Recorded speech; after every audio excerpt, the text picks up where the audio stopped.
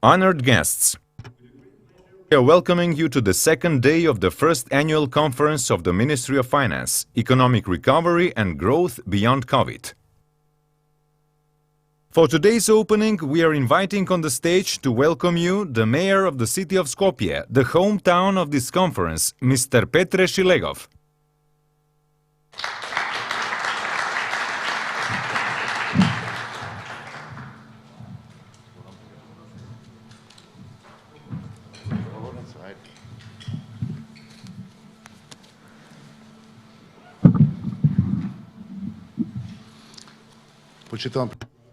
Dear President of the Republic of North Macedonia, Minister of Finance, members of the government, Vice Prime Ministers, first of all, let me thank the organization of the Ministry on this conference, Economic Recovery Beyond COVID, where we have the opportunity to see our future options and facing the challenge imposed by the pandemic. In this direction, it is very important to emphasize that we are on the same side, representatives of public institutions, executive government, and self-government units that are for the service of the citizens, also international factors, partners, civil sector organizations that also work for the citizens and their needs.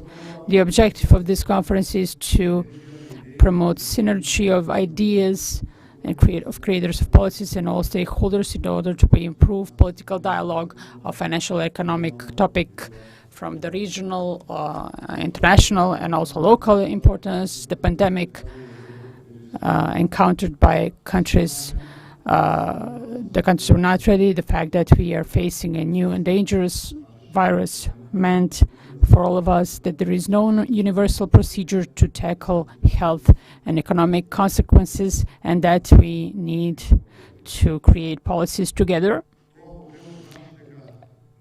That means that we were forced to improvise, to introduce fast changes at all levels, saving the lives and health of the citizens and also saving their social security by tackling the economic consequences that meant lost jobs, shortages, grey economy, and unpopular occurrences. The city of Skopje at the beginning of April last year held a session of the council where we adopted a series of measures through which we tried to help the local economy, especially in the part of construction and catering industry. In the sector of construction, it was temporary halt on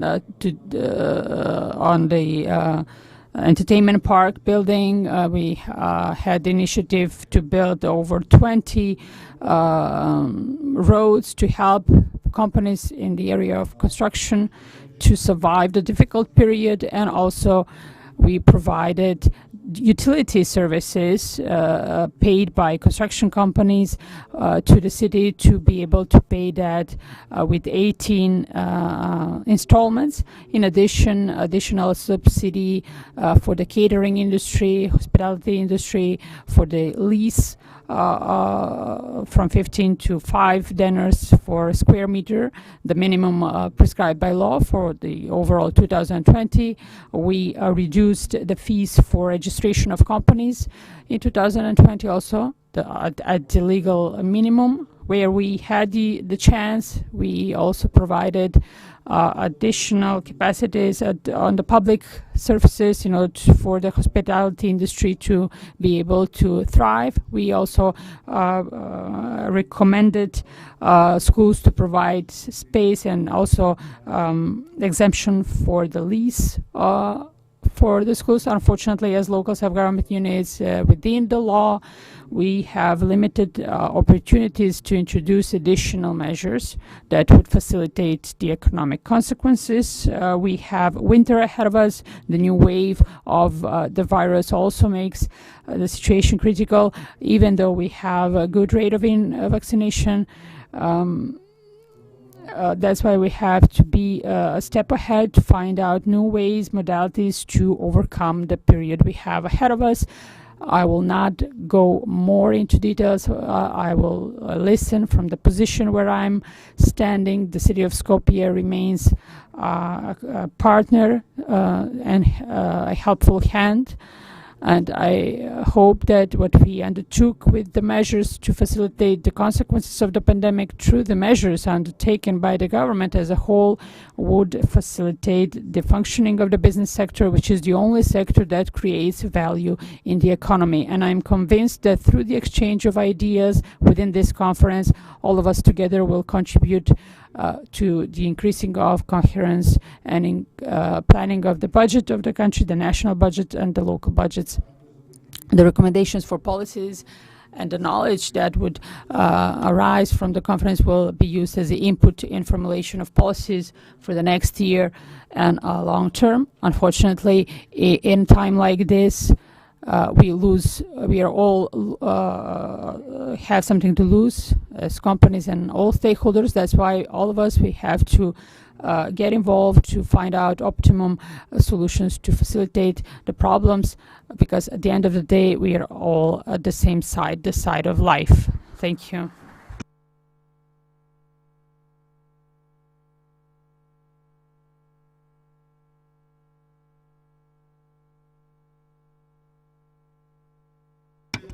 As a special guest of the first annual conference of the Ministry of Finance, we are honored to invite on the stage the President of the Republic of North Macedonia, Mr. Stevo Pendarovski.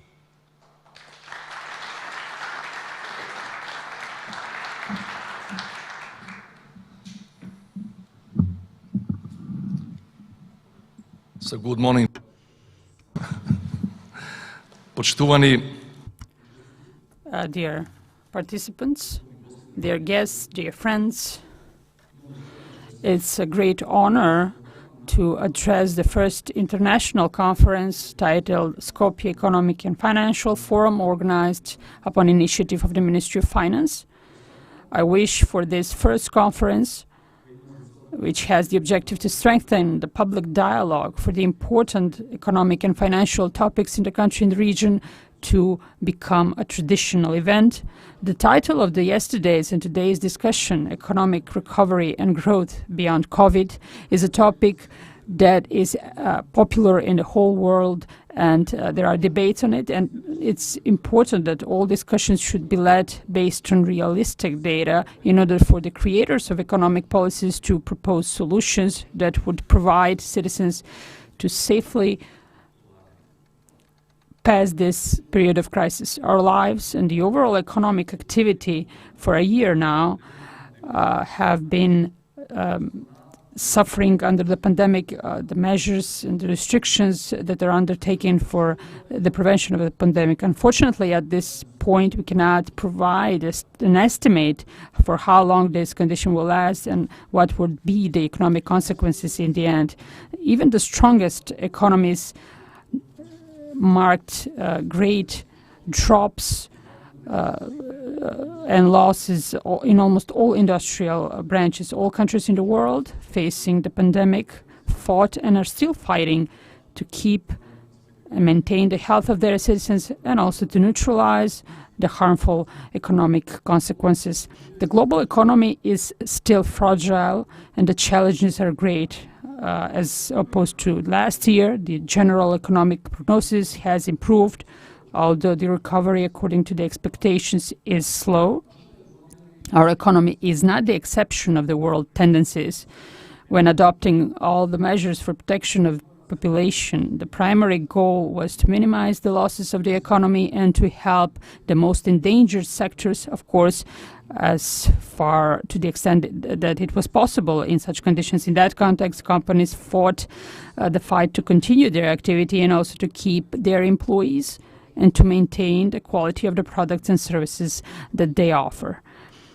It is clear that the losses are great and that we would need time to recover the Macedonian economy that even before the pandemic was not in great condition. But what is important is that we have enough information and analysis to evaluate, to estimate which decisions were wrong and which produced positive effects. Dear distinguished guests, even before the start of the pandemic, our country, after a long wait, became a full member of the NATO alliance. Apart from the safety component, on a middle term and long term, we expected to result in economic stability and predictability, increased confidence by international partners, and new perspective in the for the investments. Last year, we had a bit of a wait for the EU integration caused by blockages whose arguments are opposing the values of the European Union. And as I've said so many times, and I will repeat, the road for full membership in the EU is #1 priority, because for the European values and the principles of the joint European market, there is no better alternative for our country. Distinguished guests, the pandemic of COVID, despite the hit to the economy as fundamental driving force of societies, put the political stability on a test. The rule of law faced challenges without a doubt. The authority of international organization was also a question. Also, solidarity of the richer countries towards the poorer countries. We must also mention the thesis that as individual states, we are not isolated islands, that with the individual efforts, we cannot oppose the danger threatening the whole human race. That's why we need to act jointly on a global level.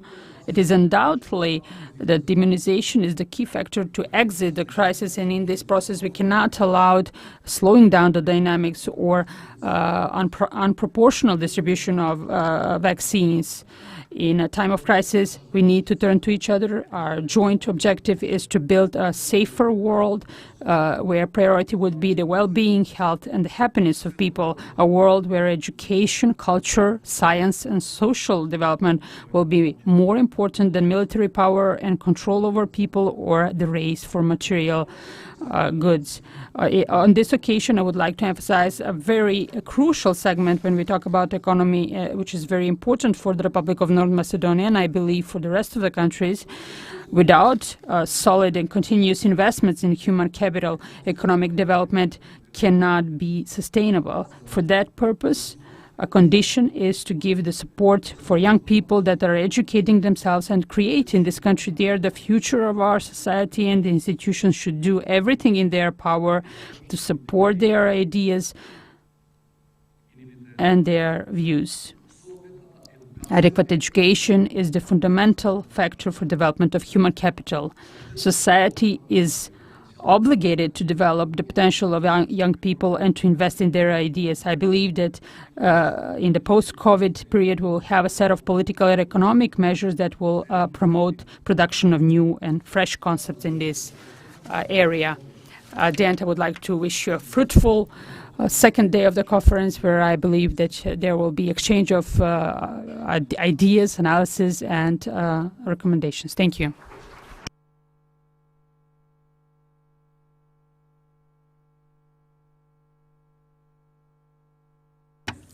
It is the time for the first panel debate for today. Please welcome our first moderator, Mr. Aris Vlachos, Chairman of the Hellenic Business Association in North Macedonia.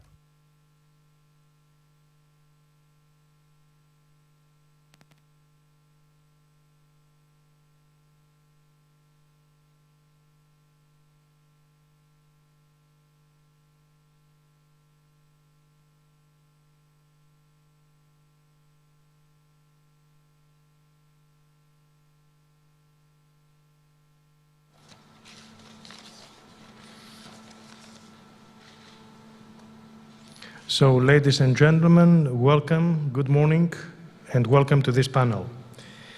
Allow me first to congratulate the Ministry of Finance, and in particular, Minister Bessimi, for organizing such a high-level forum. I would also like to express my appreciation for the privilege of being the coordinator in a panel with so many distinguished personalities. The topic of our panel is public and private investments and competitiveness, a very hot and interesting topic with many aspects: available funds, recovery and growth, public and private investments, strength of budgets, climate change and green recovery will be commented by our speakers. Let me now introduce to our speakers. Please, take your seats.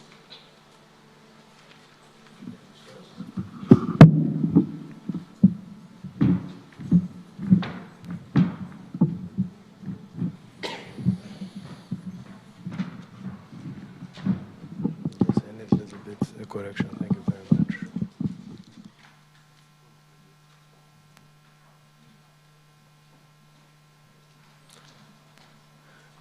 So, ladies and gentlemen, I'm starting from Mr. Fatmir Bitici, the Deputy Prime Minister in charge of Economic Affairs. Welcome, Mr. Deputy Prime Minister, and thank you for being with us. Mr. Junger Richtering, the EBRD First Vice President. Thank you, sir, for being with us. Mrs. Liliana Pavlova, Vice President of the European Investment Bank. Welcome, Madam. Mr. Kreshnik Bekteshi, Minister of Economy. Welcome, Mr. Minister. Mr. Blagoj Bocharevsky, Minister of Transport and Communications. Welcome, Mr. Minister. Mr. Ari Naim, Regional Manager, Central and Southeastern Europe, IFC. Welcome, sir. Mrs. Georgieva Elisabeta, the Vice President of the Economic Chamber. Welcome, Madam. Mrs. Daniela Arsovska. Welcome, Daniela, the President of the Union of the Chambers. And Mr. Nebi Hoxha, the President of Economic Chamber of North and West Macedonia. Welcome, sir. So, a kind request to all of our panelists, in order to not run out of time, please limit your answers, your statements to maximum 5 minutes for the first round and 3 minutes for the second round. Thank you, and I'm starting right now with the first question addressed to Vice President, Deputy Prime Minister Fatmir Bitici. Mr. Deputy Prime Minister, the government of North Macedonia adopted 6 anti-COVID package measures for supporting the most vulnerable industries. Also, the intervention investment plan was adopted as a boost for the Macedonian economy in the post-COVID period. What are the expectations from your side and the government in short and medium term in view of the economic recovery? The floor is yours. Thank you, Mr. Vlahos. Dear participants, speakers,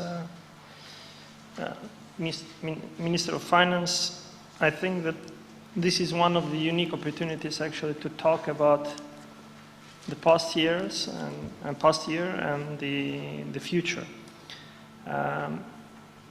It is quite challenging actually question because in order to answer what are the expectations from our side as a government, I think that we have to talk how we dealt with the pandemic. Actually, at the beginning of COVID, we had several options, either to see what the big economies are doing and then use the same receipt in addressing the challenges of pandemic, or seeing what is the actual need of our economy and follow the economy of our country. And we decided at that time, I remember we were together with the Minister of Finance, advisors of the Prime Minister, that we decided that we will follow our logic. And the logic is that we follow our economic structure, that we, at the same time as we prepare each of the economic measures, we will tackle in order to respond to the immediate need as an effect of the pandemics, but on the other side, to think about possible recovery. And At the end of the day, I think the indicators that we have seen are quite positive. We addressed the crisis with around 11% of GDP, or approximately 1.1 billion euros. Funds, public funds used for addressing the problems facing because of pandemics. At the end of the year, we realized that actually we were among the countries that has the least decrease of GDP growth. It was around 4.5% at the end of the year, which according to our analysis, if the economic measures would not been in place, it would have been 8.7%. And that's quite a significant achievement. And immediately listening and discussing with our partners, IFIs and the other institutions, where everyone was suggesting around the world that each economy should boost the public and private investment, we came out with an intervention plan for investment. An intervention plan for investment which actually tackles or it covers a period of 7 years, which is the same period as the period of European Commission help towards the third countries, 2021, 2027, in which actually we are planning to invest around 8.2 billion, out of which I have to say around 50% private investment. Boosting private investment together with all the public investment in the main areas.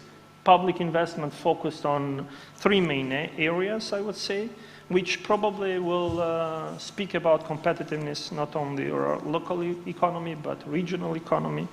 So the public investment, private investment will be focused on manufacturing, retail, and tourism sector, as well with food production as a sector. Not forgetting the energy sector as one of the main, I would say, sectors for boosting the GDP growth. On the other hand, the public investment will be focused on tackling the infrastructure, road, railways, plus public health, plus local communal infrastructure. Altogether, this speaks that actually, in order to boost the investment in the post-recovery period, we will have actually to think on several things. First is to speak about how we will improve at this moment the local competitiveness, because improving the local competitiveness will mean improving the regional competitiveness instead of regional competition. And therefore, we have actually undertaken several measures that I might speak in the upcoming 3 minutes. Thank you so much for this very interesting statement and for respecting the time. Thank you so much. So I'm passing right now to Mr. Eugen Richtering from EBRD, and here's my first question. What are, in your view, the key factors that would enable mobilization of a higher share of private sector financing for green projects, and what programs does EBRD have in place to support this? The floor is yours. Thank you very much, and also from my side, very much a thank you to the Minister of Finance for organizing this conference. Very well organized, very timely, very important topic. And that makes for us, it's my first visit after the holidays. And of course, I do this to please the Minister to be here. But not only, because for us, North Macedonia is a very, very important country for our investments. If I tell you that cumulative, we invested over 2 billion euros in the country, and every year we invest about 150 million euros, roughly 50% public sector, 50% private sector. And our experience in North Macedonia is picture perfect. Our financial results are very good. So when I called my syndications department and actually asked them how much of our risk have we been able to syndicate or sell off to private investors, and this is a little bit linked to your questions, actually the answer was over the last few years, 0. And I was a little bit surprised because obviously what we see from the outset here from far, far, far away London, we see political stability, we see regional integration, we see an improved infrastructure, we see rule of law, and this is all things investors like.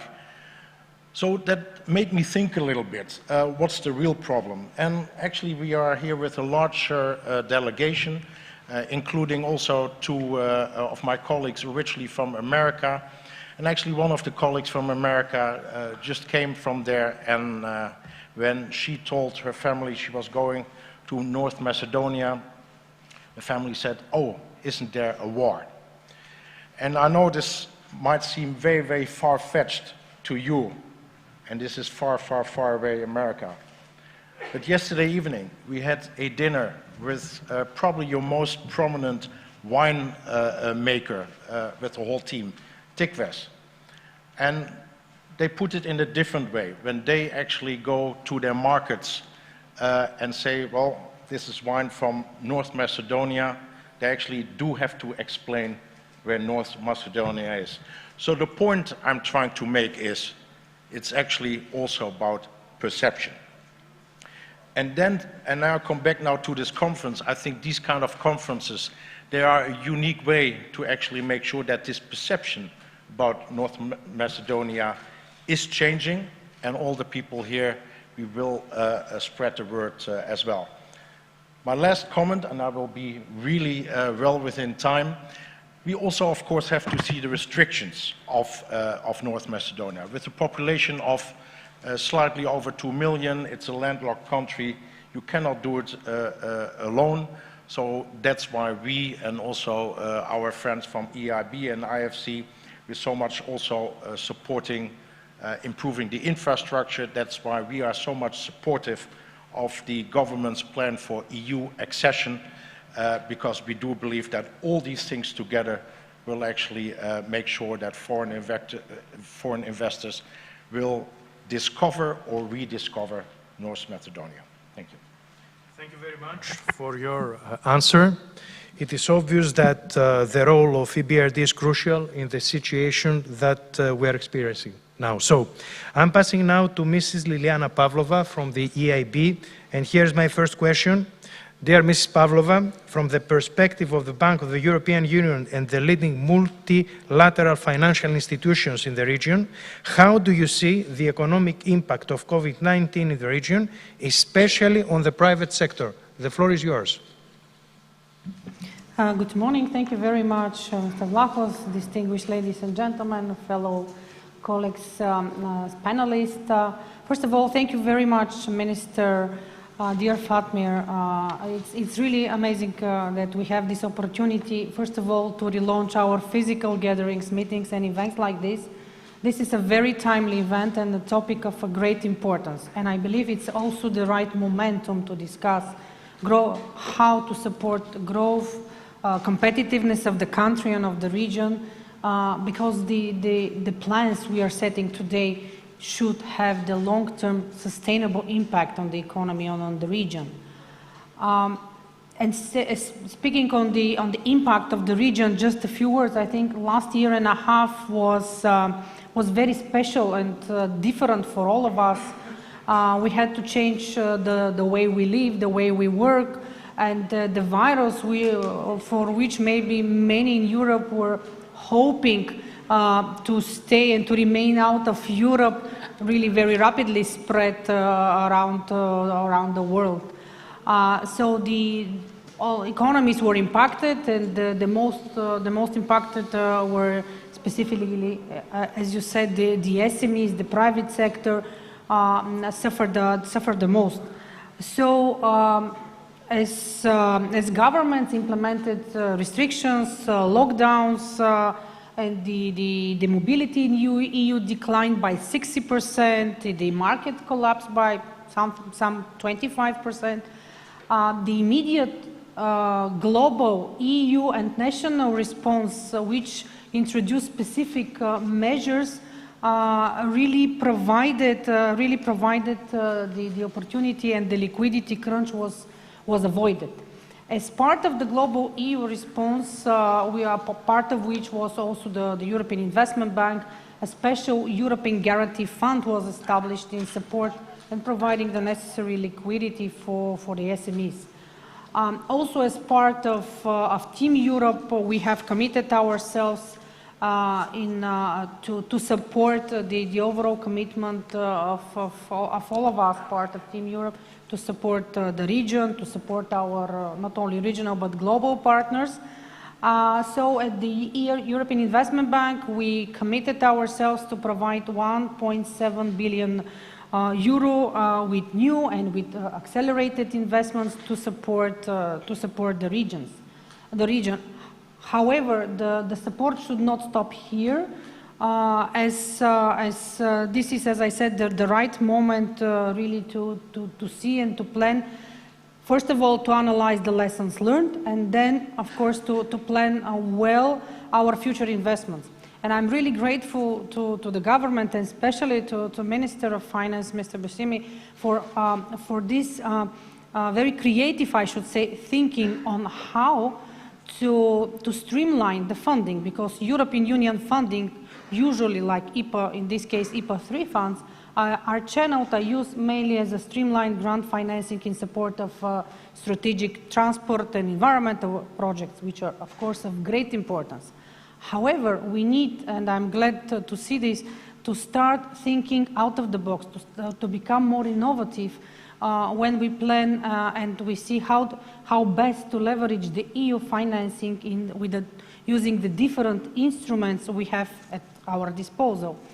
And we, the European Investment Bank, having our really great experience in deploying the so-called Juncker Plan, the European Plan for Strategic Investments, give us really not only the knowledge but also the confidence that this type of instruments, which mobilize private capital and which support the private sector investments, and also are the best way to leverage the EU funding and to use the funds available. As we know, the Western Balkans investment framework, those 9 billion of euro which are envisaged and committed for the region, out of which we have 1 billion euro of guarantees. So now it's in our hands really together to identify what are the best instruments to support the region.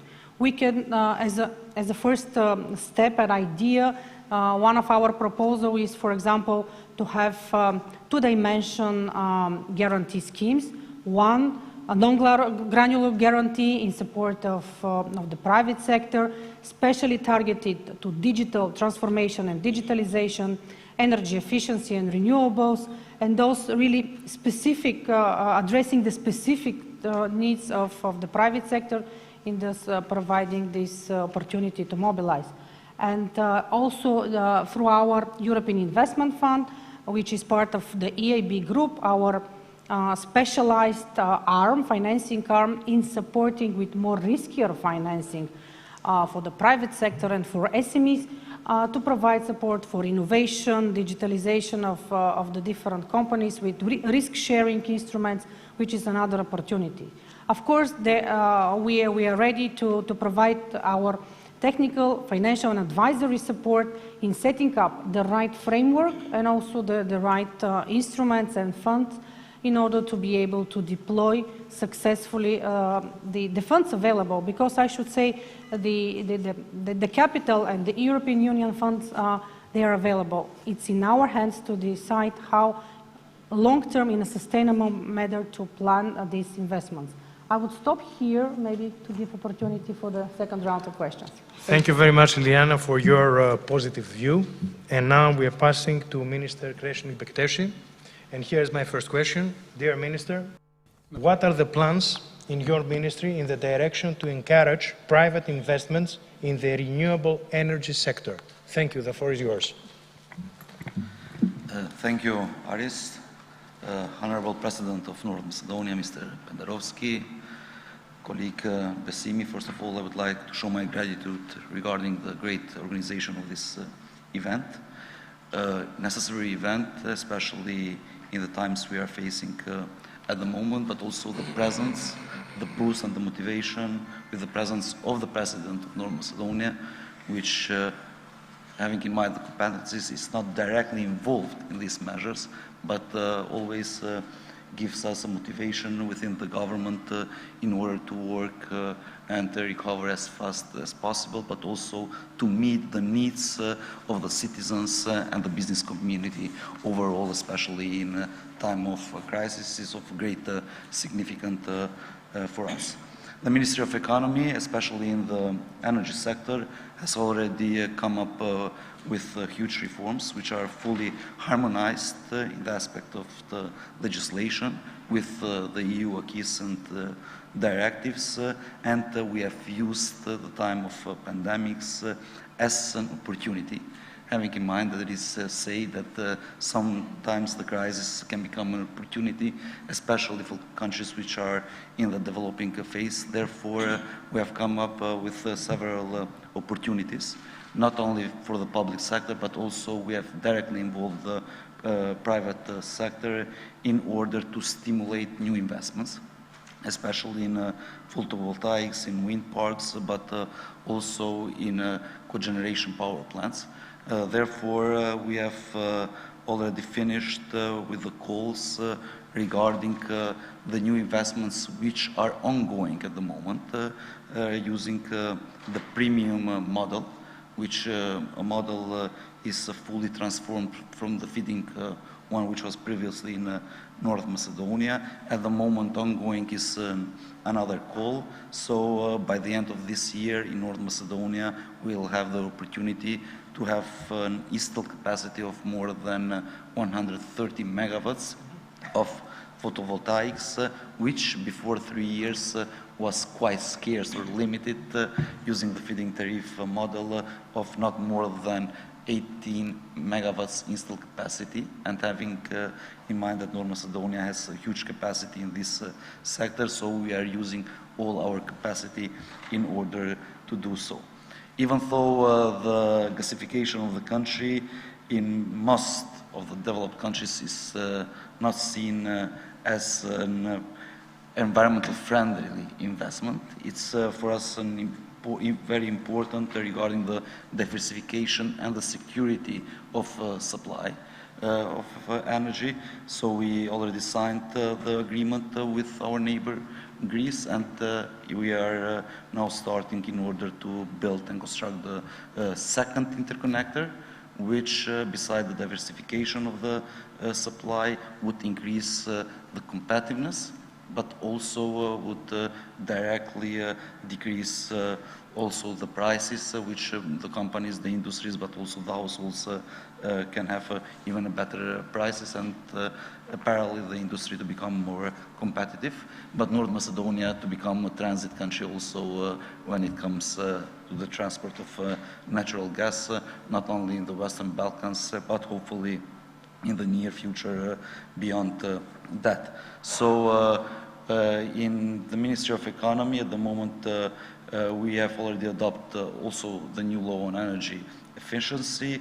We have adopted the climate strategy together with the Ministry of Environment and Mr.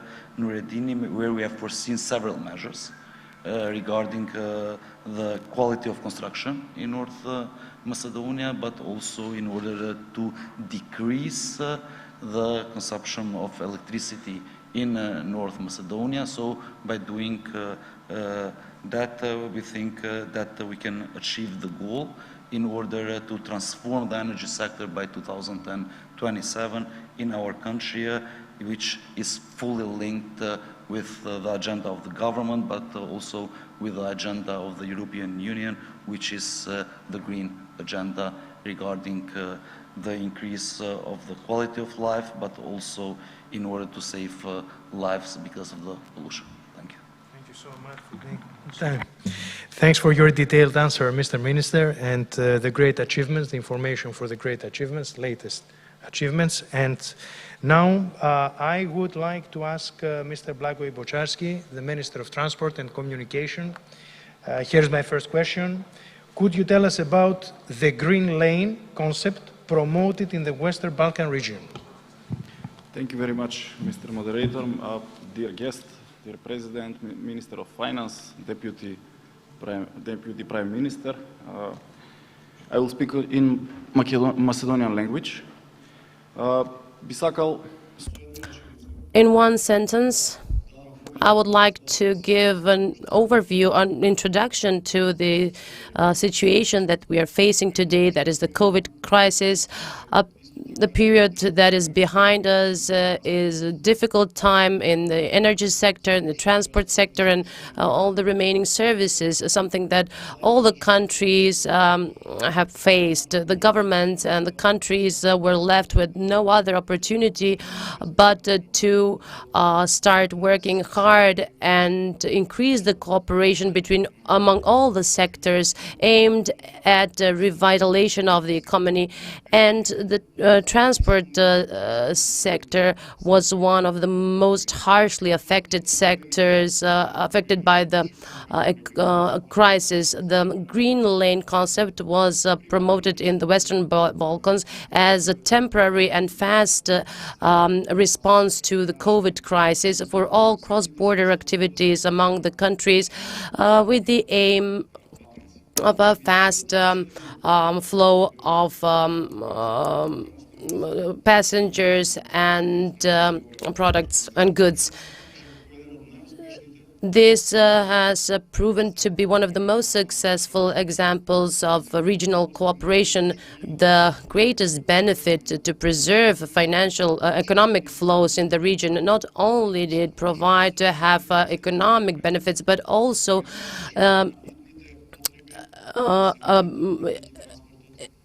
an immensely beneficial measures to protect the transport sector. This is a sector that provides the transport of medicines, of goods, etc. We need to find innovative ways to mitigate the consequences of the crisis, but also to offer sustainable solutions for the future. One is trade cooperation by free movement of people and goods, a timely supply of goods whenever it is necessary. That's why these two concepts of green lines, which has been accepted by the EU, but also accepted by the 6 Western Balkan countries.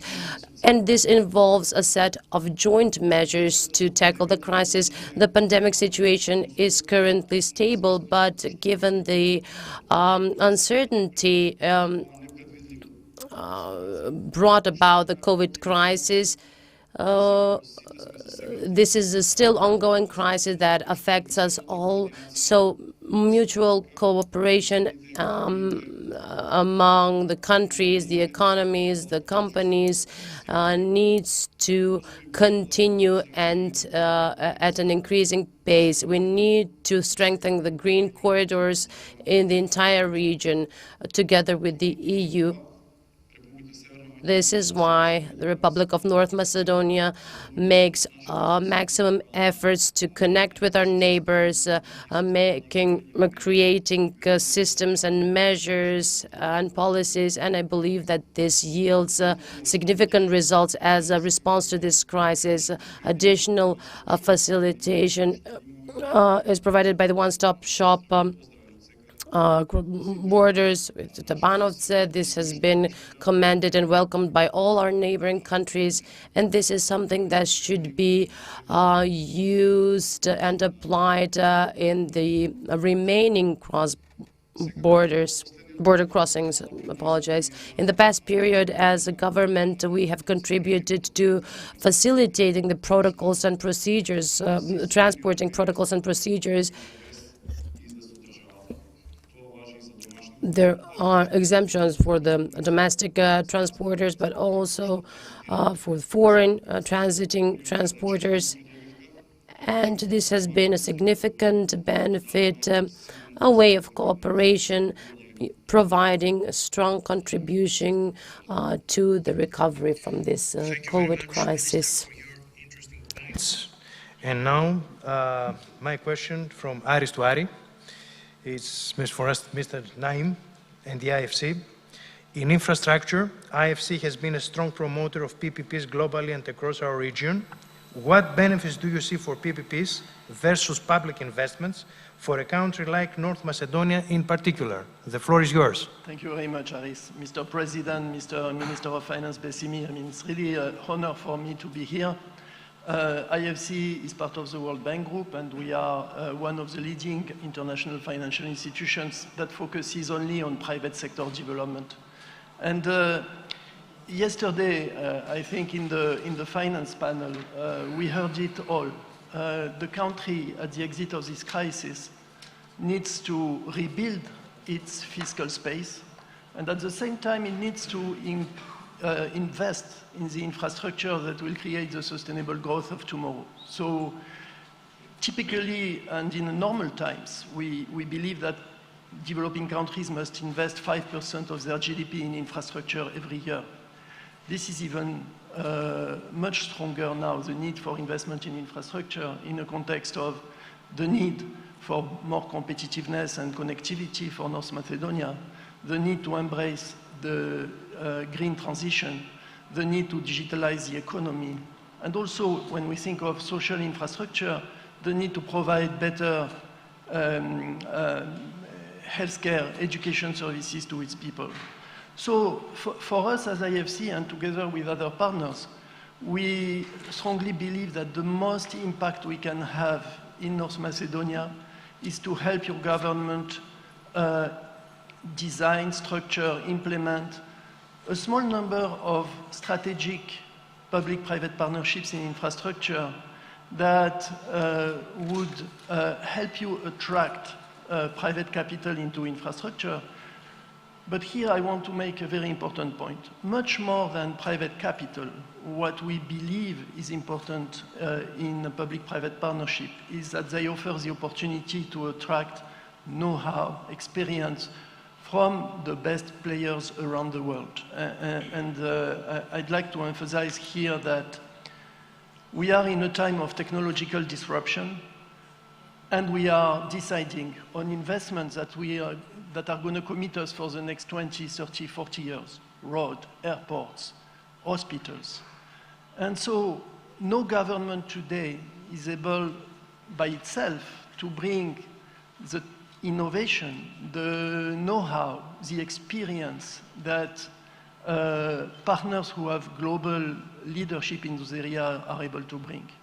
So let me give you a few examples. I mean, in road construction now, we need to take into account the needs of the electric mobility of the future that is in a few years from now, not that far away. In waste to energy, in water treatment, I mean, all water treatment plants now must be net zero energy. The digital, the artificial intelligence, I mean, cloud computing is affecting all areas of the traditional infrastructure as we know it, healthcare services also. So the main reason why we see PPPs can really help a country like North Macedonia is by bringing not only the capital, but also this expertise and this know-how that is indispensable for these projects. The other reason, of course, is to bring private efficiency, private focus on service delivery, but also on monetizing, I mean, monetizing assets, monetizing economic return, and therefore being efficient in running those operations. And then I want to say, and going back to a point that Mr. Richtering made, developing a few large, competitively tendered PPPs for North Macedonia will really be very helpful in putting the country on the map of the investment community globally. You want to signal that this is an environment that is open for business. We want to signal transparency. We want to signal commitment to work public and private sector with each other. And therefore, I'm very confident that institutions like IFC, EBRD, EIB can help you really create a few cases that would define the future of the country for the next 40 years. I'll stop here right now. Okay. Thank you, Ari, for your comments and for your detailed analysis, I would say, and the examples you gave to us.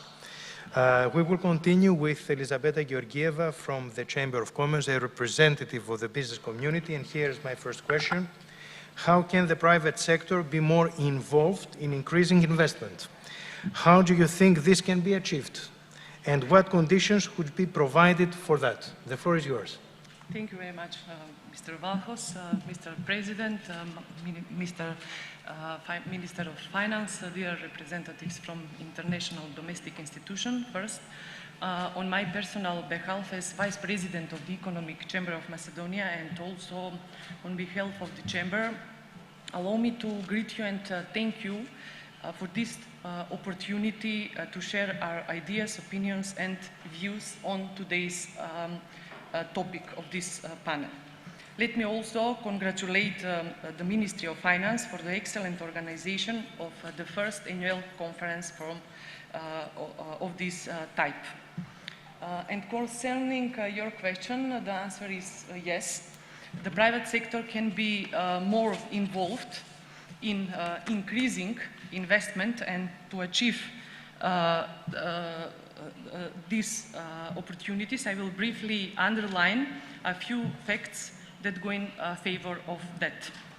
One, investments are the key to the recovery of Macedonian economy amid a pandemic, but also in the long term to achieve the necessary GDP growth rates of over 5%, aiming to expedite the convergence with part of the EU countries.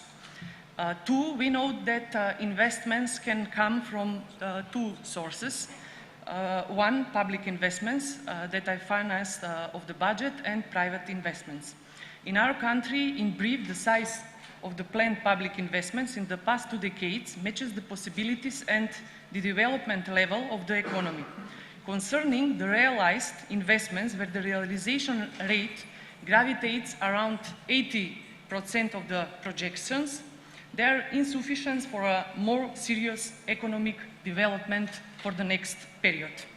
Two, it is very important for us as business community, as mentioned Vice President, is very good that the government of our country announced a new cycle of investment for the next period, from 2021-2027 of over 8.2 billion euros.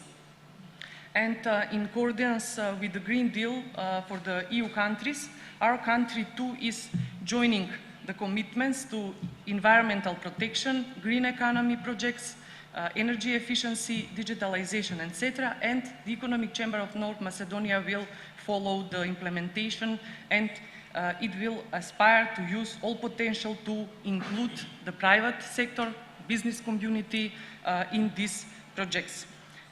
Four, to allow the private sector carry out the announced investments, apart from carefully design the measures against the pandemic, we should solve, we as government, we all stakeholders in our country, the decades-long systemic weaknesses that affect the competitiveness of the Macedonian economy, such as the size of the parafiscal charges, the insufficient efficiency of the administration at both central and local level, especially with issuing building permits and various other documents that are essential to the completion of the investment project. Also promotion of the road and rail infrastructure, as well as facilitation of the truck flow across the borders.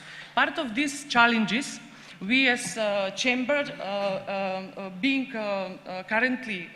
these challenges are being currently addressed to the government and institution, but it is very important, especially amid these difficult conditions, for the companies to expedite these processes to fulfill the potential for private investment. And five, as mentioned with the President Pendarovski, last but not the least is the factor of quality workforce.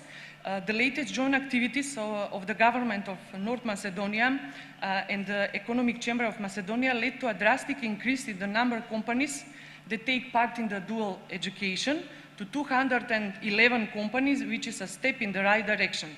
The next development stage of the Macedonian economy will depend on the quality and, of course, very important, of skills of the workers and especially technical staff.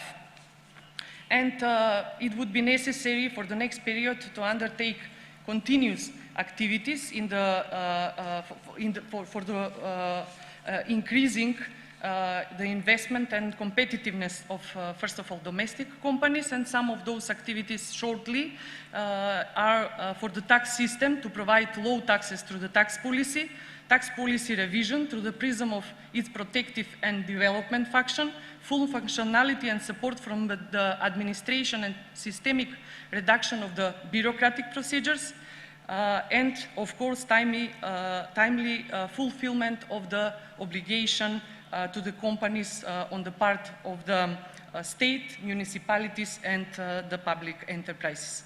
And I will finish to improve the competitiveness of the economy. The main impulse for economic growth must emerge from the private sector.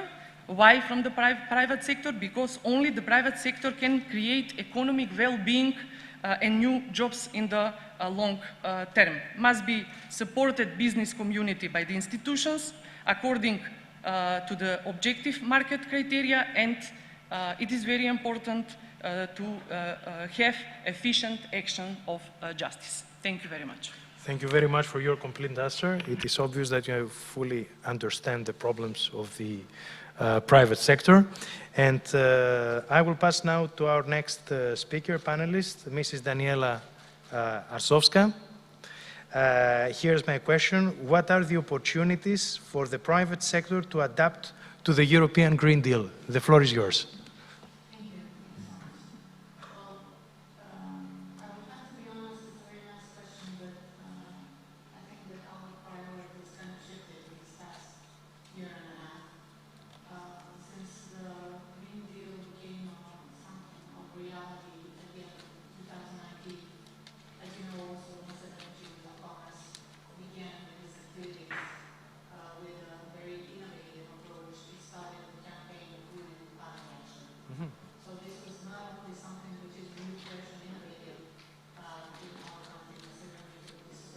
Which is new throughout Europe. It became very evident since the start because we were the ones who devoted not only to zero emissions to 2050 as the Green Deal actually has for its challenge, we also devoted to zero emissions up to 2030, which is, I think, a very optimistic agenda, but we also had very good results in the first year of beginning with this campaign for climate action. Although I know that this is a priority, and although I know that this is something of importance, I would like to revert to something which I think is even more important at this moment, because, as I spoke previously, because the Green Deal and everything which is connected to people's health is something which is highly important. At this point, we are also, I would say, in front of another challenge, which is the challenge of survival. We have to find a way to adapt and to survive, taking care of people's health, but also in the same time we have to worry for the economy, because without the economy we have nothing. As you are probably well aware, we were part of the team which was giving suggestions for the measures for economic recovery or economic help measures throughout this pandemic period. And we actually supported and we gave the measures, some of the measures, which were highly beneficial to help save the jobs in the country, and also which helped save the companies, especially the micro, small and medium enterprises in the country. So I would say parallel into the Green Deal and into what's very important for the environment, it's also very important for us to take care of people's health, but also it's very important for us to take care of the economy and to have everything which is necessary for the people to live and to survive. And this is for them to have, in this type of crucial periods of their lives, strength, to have everything which they need to survive financially. And this is, I would like to say, our primary role at this moment.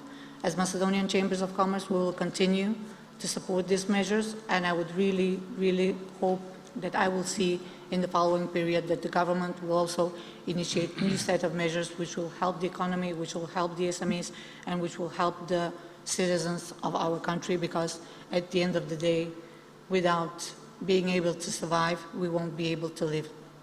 Thank you. Thank you very much for letting us know about your agenda and your very important initiatives. Now we are passing to Mr. Nebi Hoxha, the President of the Economic Chamber of North and West Macedonia, and here's my first question. Mr. Chairman, private companies, have they shown any will of investing in general? Do you think they have the necessary will and capabilities to adopt to the new way of thinking and investing? The floor is yours.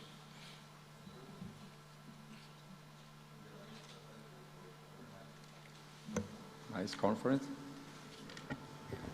Dear panelists, dear President, dear guest, it's my honor to be part of this conference, to give our clear messages from the business aspect about having better conditions and environment in our country. We heard the ministers, the vice president, that we need to be regionally integrated, to have green corridors, to have better cooperation between our countries. But from the aspect of the business, we see that we have some leaks in this aspect, considering that the West Balkan countries, especially the horizontal way, the Corridor 8, we are very late with investment in infrastructure as highways and railways, because we are very close to each other like capitals, but we are very far in time of moving the goods and the people between our countries. So this is one of the very important things that we have to think for the future, to have more chance and to develop our companies as well. We know that the societies are and need to be service of the people to do things better. But also we know that our country is ready to accept this change for climate change, to give possibility to also to the businesses to invest in a green economy as well. Also, the private sector has proven that they can be crucial and decisive in very turbulent periods. COVID-19 pandemics proved us all the health and economic well-being of the citizens is symmetric to one another when it comes to importance.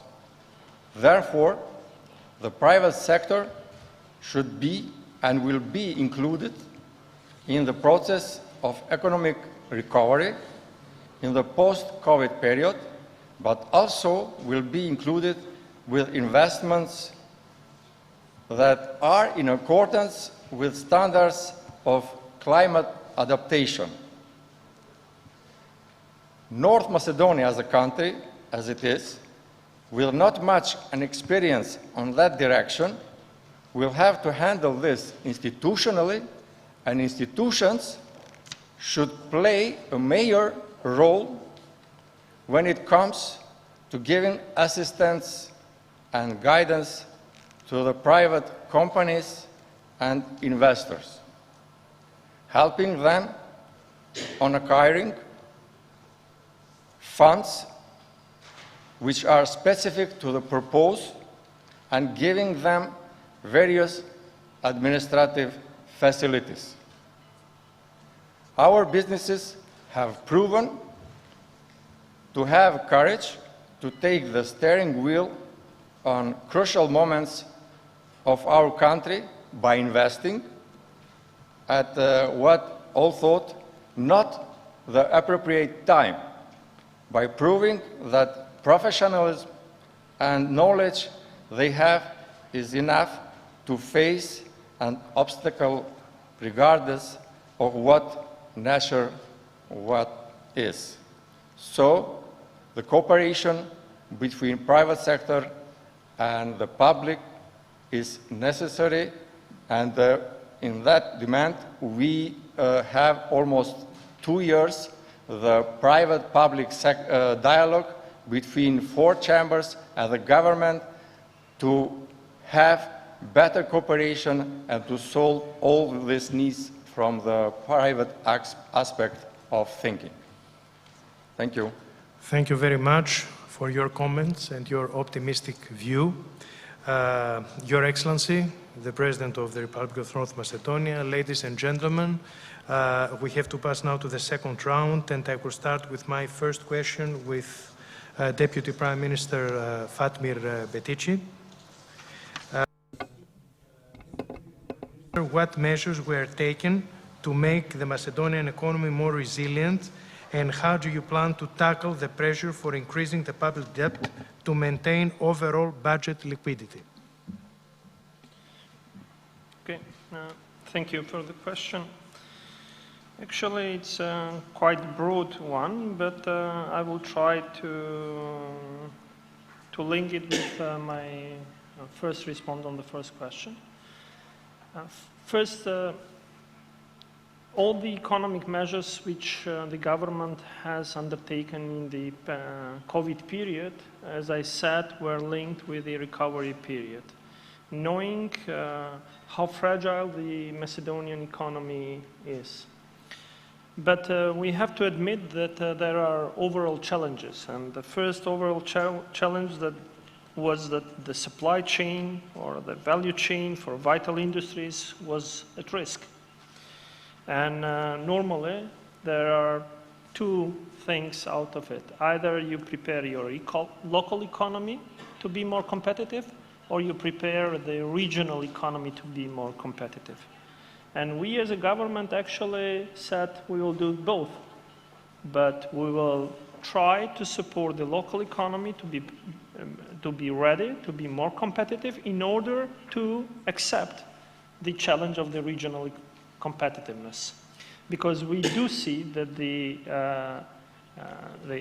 only way how to get out of the COVID-19 and the fast recovery is if the regional market, the region of Western Balkan 6 would be able to become part of the value chain in the larger economies. Having said that, we inside the countries actually try to be consistent in all different areas. We prepared last year the midterm plan for management of public debt. We prepared the midterm plan for accelerated growth, and together with that we prepared the intervention plan for investment. All together would have to address the issue of dealing with the public debt that you mentioned, coming back to the levels of prior COVID-19, but at the same time enabling our economy to get a chance to become where it should be. And that's to produce the significant growth which will be needed in order to, what the other speakers said, have improved quality of life of our citizens.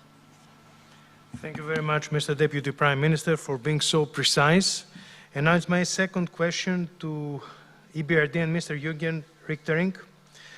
Sir, how has the perception of the financial sector towards climate change, and in particular climate risks, evolved in recent years? What are the current trends, and how is EBRD responding to this change in perception? The floor is yours. Thank you. Thank you for this very relevant question. My family is coming from the region in Germany where you saw the flash flooding a few weeks ago. We've seen all the terrible pictures coming from New York, the flooding, the fires in France and California. In EBRD's countries of operations between 2008 and 2018, the losses because of climate change are estimated by us about 25 billion. Closer to this region, 2014, the floods in Serbia cost roughly 2 billion. Bosnia and Herzegovina, 1.8 billion. This is real money, and out of this 25 billion, only 1 billion is estimated to be insured. Banks, therefore, do change their attitude towards assessing financial risk, and also, by the way, in terms of financial disclosure. EBRD is firmly committed to the Paris Agreement, like probably all of us here at this panel. Every project at EBRD is Paris aligned, and we have made the commitment that over half of all the projects we finance do have a green angle by 2025. In that respect, I don't want to be too nice to the government of North Macedonia, but compliments to you as a government. You are firmly committed to the same goal as well. You have an NDC, or for the people who are maybe a little bit less in that topic, it's basically a country climate strategy. And in that respect, we just heard the minister talking about gas. Some people might not understand how gas fits into that. It's actually a pathway to, it's a low carbon pathway. Then a last personal comment. I believe, and it's dark, but most of you are probably not millennials. I don't see many tennis shoes or basketball shoes in the audience, so this makes me believe that this is probably the political and business elite. What I understood during the last few days with speaking to many of you is that there has been a, let's call it a mini brain drain from North Macedonia. It is my firm belief that young people, they actually want to work for companies more and more who have a purpose, they can be proud of. So I think, of course, it's us who can drive a certain change, but it's actually also you who can do the right thing by making sure that you work with the highest integrity, that you have sustainability in your flag. And in my discussions also with the private sector here, I see this more and more, so I think the future is bright for the country. Thank you. Thank you so much for being so realistic and accurate. My next question for Liliana Pavlova from the EIB. The EIB has an important and growing role in the EU economy and beyond. It is fully engaged, in particular, in the European Green Deal. How the EIB is adapting its investments to contribute to the green recovery. What would be your priorities when it comes to green and digital agenda in North Macedonia? The floor is yours.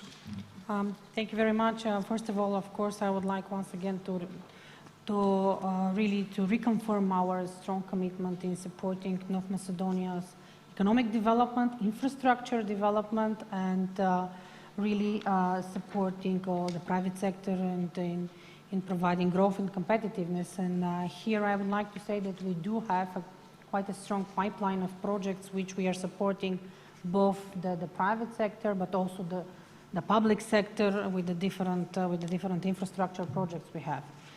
And in here I would like specifically to mention and of course to congratulate our strong partners, which is the Development Bank of North Macedonia. We recently signed as an immediate response to the pandemic 100 million loan in support of SMEs, providing in short-term liquidity support and in long-term support in investments for recovery and recovery as part of the green and digital recovery process of the country. So, of course, we are able to continue and to further extend this kind of support in line with the green and digital transition priorities which were already outlined by the Deputy Prime Minister, ministers, and the partners in the fellow speakers.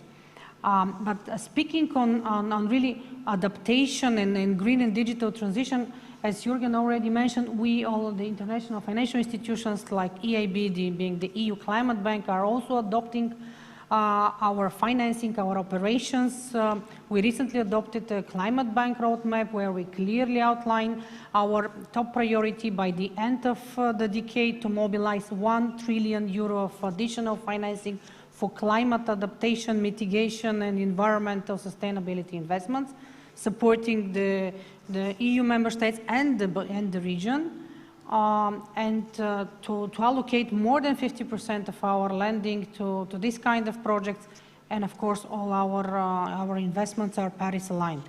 A part of this, of course, as it was clearly mentioned, climate adaptation and climate transition in the private sector, we still see that many of the companies in Europe and in the Balkans and here are still not yet convinced. So we definitely need to provide all necessary support in the process in supporting the specific measures for climate adaptation.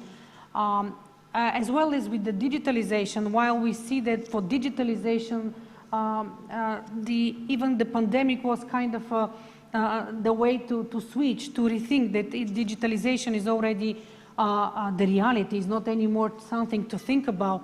So we have excellent examples in the region, like in Serbia with Connecting Schools digitalization project, with supporting with guarantees the private sector to companies to adapt. So I really am convinced that together we can really identify the specific measures to continue this important process in rolling out the green and digital agenda, the European Economic and Investment Plan.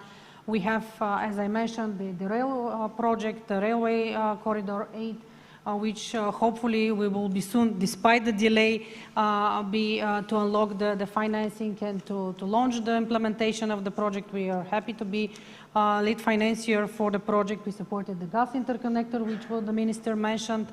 Another important element of the energy transition of the country and of diversification of the energy mix, which is an important priority for the country. And last but not least, supporting municipalities, supporting local authorities in their infrastructure development.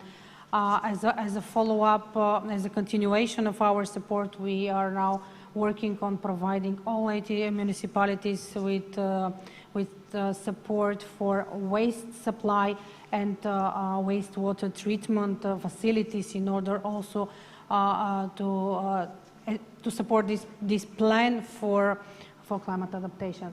So just in conclusion to say that North Macedonia has made significant progress in its economic reform program, and I really hope that soon the accession, the EU accession path will follow the next step, a really important part of the integration, which is much needed to attract foreign investments and to integrate fully to the European single market. Thanks for your comments, which shows your continued support and commitment towards North Macedonia. Minister Bekteshi, tourism is a sector that has suffered a lot from the impact of the coronavirus pandemic. What is your strategy in the direction of tourism development? Thank you, Aris.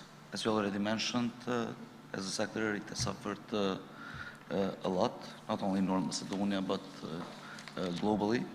But it's very important to underline the point that together with the Chamber of Commerce and with the involvement of all the stakeholders, North Macedonia, within all the packages regarding the economic measures we provided in order to support the economy, the tourism was one of the most supported sectors in North Macedonia as well, even though being a landlocked country with limited capacities in attracting foreign tourism, we are working in several segments, especially in order to improve the infrastructure, including here the offer, to broaden the offer when it comes to low-cost airlines, but also to attract huge tour operators in order to put North Macedonia within the tourism map and to their offer globally. So we don't have a national approach when it comes to the development of tourism, but we want to have a regional approach. Being a small and landlocked country, we are working very closely with our neighbors in order to provide mutual offer, especially for countries which are far away from Europe, as the countries in Asia, in Africa, but why not in North America and South America as well. We had a great lesson from COVID-19 when it comes to the digitalization in the tourism sector, not only the promotion, but also in providing better services for the tourists in order for them to have a better picture for North Macedonia and for the region. Within the CEFTA Secretariat at the moment, we are adopting several measures as Western Balkans, where we want to recognize all the licenses, especially the licenses which our travel agencies, tour operators are getting in North Macedonia, so they are recognized in the neighbor countries and vice versa, which will give additional opportunity for those companies in this sector in order to attract tourists in our country. Within the intervention investment plan, we are using the model of PPP, having in mind that there is a strain on the budget, not only in North Macedonia, but also to the other Western Balkan country, not to use direct funds from the budget. So together with IFC, we have finalized the new reform on PPPs, and we have finished all the feasibility studies when it comes to the development of additional new ski resorts. So upgrading the Popova Shapka resort, but also coming up with new feasibility studies and potential new locations in order to develop the winter tourism in North Macedonia. So we are expecting huge investments from the private sector, for sure in cooperation with the public sector, especially in development of ski resorts. We are already investing in digitalization. We have fulfilled all the criteria when it comes to the receive of the safe stamp for North Macedonia. So we have put North Macedonia in the map of the safe countries when it comes to the post-COVID period, which is quite important for the tourism, for the tourists in order for them to visit our country. Thank you very much, Minister, for letting us know about your specific and detailed plans. Minister Bocharski, we are discussing about financing of recovery and growth, the public investment and stimulating investment demand. In regional context, what the Ministry is undertaking in order to stimulate the investments in infrastructure and facilitate border crossing transport. 3 minutes, please. As regards the issue of the road infrastructure, we are in the central position on the Balkan Peninsula with the two pan-European corridors passing through North Macedonia, Corridor 8 and Corridor 10. It is important for us. It is a natural cross road, and it is crucial of us to develop the road infrastructure. That is where we see one of the solutions for fighting against the pandemic. In the future period, we will focus on development of smart models in the transportation system. For the first time in the country, we will introduce intelligent transportation system on Corridor 10. It is an important project, and I expect from this year to start the implementation and to develop the green mobility, the border crossing routes that provide opportunity for fast transportation of goods and people. For the development of infrastructure, I'm glad to tell you that the construction sector that works on the road infrastructure, the gas pipelines, pass through the period. Very difficult, but the jobs are not lost. The country is investing in the infrastructure, the roads, gas pipelines, and other projects. As regards the roads, apart from the 3 express roads that are built at the moment, I can also open a discussion to emphasize actually the beginning or continuation of the branch of Corridor 10D from Gradsko to Prilep, another express route, very important, that which means that we are continuing the development of the road and railway infrastructure.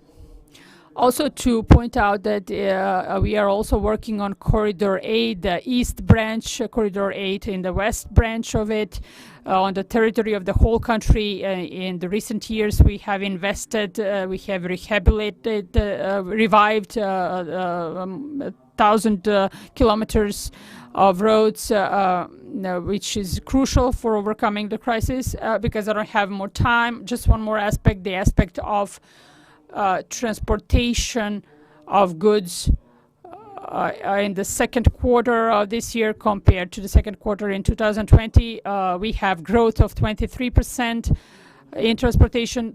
Railway transportation in the second quarter compared to last year is 20.9% growth, and the growth of passengers, air passengers, a raise of 128.2%, which is a very good positive argument that we are coming out of the crisis. The economy is following this process, and I believe we will continue jointly, the country and the business sector, to fight against the unfavorable conditions. Thank you. Send information. Mr. Naim, PPP are often seen as complex and costly. What does it take, in your experience, to implement good PPPs that achieve their objectives and remain affordable for the taxpayers? Thank you. 3 minutes. They are expensive and complicated. No, all governments in the world struggle with how to provide high-quality services to their citizens at the most affordable cost. And so it is true to recognize that PPPs, if a government has a choice between a public investment and the PPP will always require more technical skills, structuring skills, financial skills, project management, legal skills that make the project more complicated. And for that, and for the reason I mentioned before, we don't think there is a choice. There is no option but better leveraging private investment in the infrastructure. And so how can we make these services more affordable for the citizens? I think I see both technical and political answers to that. The first one is to make those PPPs highly competitive. And that is what requires most capacity. The government must be in the leadership. We can help, as an international financial institution, build PPP units, build expertise within the administration. But at the end of the day, what is going to make the success of the PPP is the fact that the best players, local and international, compete to offer the best design, the best solution, the best technology, and the best price. On the political side, and as we are, with an enormous opportunity ahead created by the European Commission with the Green Deal and the Western Balkan Investment Framework, etc., I think it's very important for us to learn also, both governments and international financial institutions, to learn how best we can leverage the enormous subsidies that are going into public infrastructure so that they can also benefit, the affordability of a few key projects that are structured as PPPs. And that's part of the dialogues that we are having with the European Commission, and that I think where there is a unique opportunity to increase the affordability of a few key PPPs that need to be structured as PPPs. Thank you very much. Within 3 minutes. Thanks for sharing with us your experience in such an important issue. Now, Ms. Georgieva, whether the private sector wishes and whether it can invest in these times of ongoing pandemic. 3 minutes, please. Thank you. The answer of these questions has been confirmed, and it is not based on personal opinion, rather on the survey into the planned investment of our member companies conducted in August this year. In the period from 30 July to 25 August this year, the Economic Chamber of North Macedonia conducted a second survey among the membership titled as Investment of the Economic Chamber of North Macedonia members companies in the following 12 months, from September 2021 to August 2022. The survey was made up of two parts. First part was the general question regarding the size, activity, ownership of the companies, and second part was very important for the planned of investment of the companies, not only domestic, also foreign companies in the framework of the chamber for the mentioned period. And the survey included 200 companies, micro, small, medium, large companies. 65% of them were predominantly domestic, and the rest, while 35% of them were predominantly foreign companies from various sectors, such as construction, building materials, non-metal industry, agriculture, and food industry, financial organization, and IT technologies, information communication technologies. Out of 200 companies, 56% of the responding companies focus their activities home and abroad. 31% focus their activities only on Macedonian market, and the rest of responding companies focus their activities abroad. And what shows the survey presented specific data directly from the business community, which are clear that the companies intend to invest in the next period, and the conclusions reached in the survey are as follows. First, very important, that in the period from September 2021 to August 2022, 94% of companies that have responded to the survey are planning investment. The total investment size of these companies amounts to 600 million euros, and according to investment type, most of the responding companies are planning investment in machinery and equipment, 35%, information communication technologies, equipment and software, research development, 15%, building 15%, and while 10% of them planning investment in other capital projects. And what is very important here, and I would like to mention that relative to 2019, being the last comparable year before the COVID pandemic, 75% of the companies said that investment planned for the following 12 months are higher. 38% of the companies say that increase relative to 2019 will exceed 51%. And it is very important, I will underline that the realization of the planned investment will mostly contribute to the following effects: large turnover, large profit, opening new jobs in the next period, larger production, and of course, larger export. Most of the companies, 63%, said that the complex and inefficiently applied regulation and the steep expenses like parafiscal charges, permits, etc., are the greatest limiting factors for the realization of the planned investment. And I will finish the survey show us, then we can conclude that the companies are still ready to invest in the next period filled with many challenges caused by COVID pandemic, and of course the key investment conditions should be provided by all stakeholders to make larger investments in the next period. Thank you very much, and thanks for studying so precisely the issues of the private sector. Now, Ms. Sasovska, what kind of support does the private sector expect? The floor is yours. Thank you very much. Well, it's not about what we expect. It's, I think, what is necessary for the private sector to survive at this point. and afterwards to recover from what has been happening in this past year and a half. I believe that it's important to have a very strong institutional support. This is one of the main pillars on how we can achieve economic growth in the following years.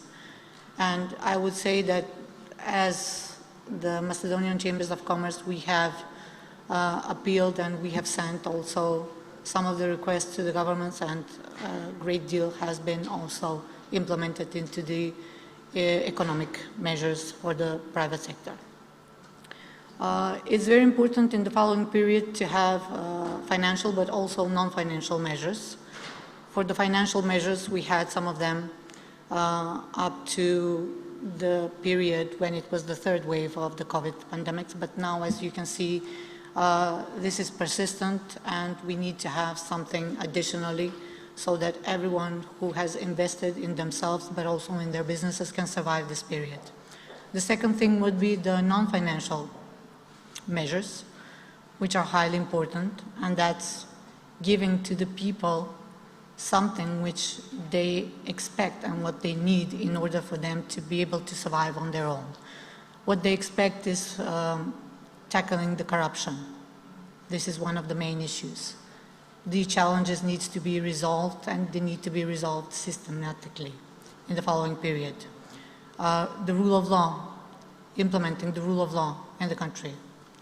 We also need to work on all of these issues which are of high importance, not only for this period, but at this period they're highly stressed because, as you know, the private sector has more than these challenges. It has an entire pandemic on the other side.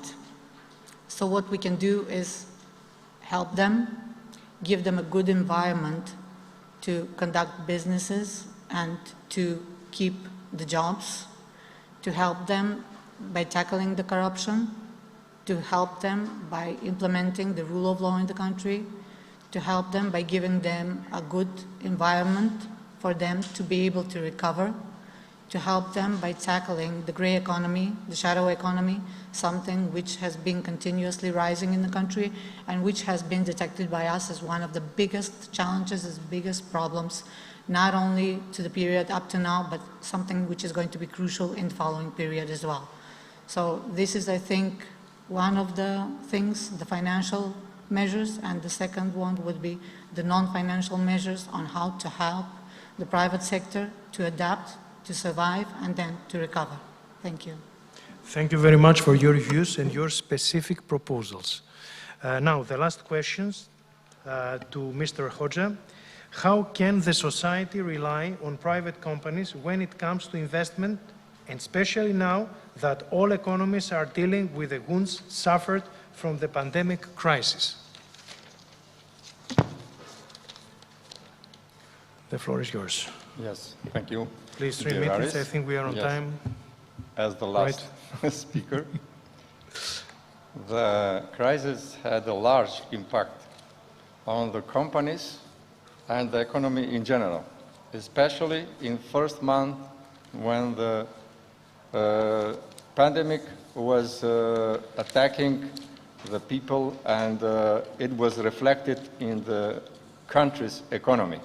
Mm-hmm. We as the chambers was always close to the businesses, supporting them, asking them about the problems they have in their job duties, and all this informations we took from the private sector, we addressed to the governments, and thanks God we had a very good cooperation with all chambers, with the government, taking in consideration that our country was leading in the region about the measures against the pandemic in this situation. And we hope that we was in between the crisis and the measures what government took to protect us. We asked the government to protect the businesses for short terms because that helped with result, with the success of the businesses in the long term. So all that kind of help is very important for the businesses to survive in this crisis and to reach their goals. Also, we ask for the businesses that was closed with a decision of the government to be supported in totally, because there was they was having a very difficult situation to close their companies and their employers to be out of the job. So this is one part of the help we ask, but we had also the other part of the businesses that they was really successful in this period. Just to have an information, only 100 companies, members of our chamber, they had almost 300 million euros invested in 2020. So we had to keep the balance between the companies that feel the crisis and the companies that they could have the success and growing up their businesses. Thank you very much for this very interesting view. Dear speakers, I would like to thank you all for the very interesting views you have expressed. We are really grateful for the time and effort you took to share your thoughts with all of us. A written summary of our discussion will be prepared by Professor Trajko Slavevski and will be available soon. Professor, thank you for your contribution. Ladies and gentlemen, thank you for being with us at this session.